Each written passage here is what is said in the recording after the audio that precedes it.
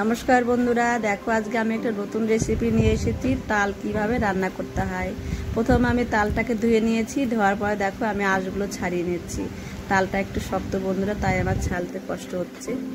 দেখো দুই হাত দিয়ে আমি ছেড়ে নিচ্ছি। ছেড়ে নেওয়ার পর আঁটি দুটো শক্ত আছে, তাই আমি দুই হাত দিয়ে পিটিয়ে পিটিয়ে নিয়ে তারপরে একটু জল দিয়ে সুন্দর করে মেখে দেব। মেখে দেওয়ার পর আমি ঝাঁঝ দিয়ে দেখো আঁশগুলো ছাড়িয়ে নিচ্ছি। নেওয়ার পর জাল দিয়ে আমি সুন্দর করে ছেঁকে নেব চালটাকে। দেখো ছেঁকে নিচ্ছি আমি জালের ভিতরে দিয়ে।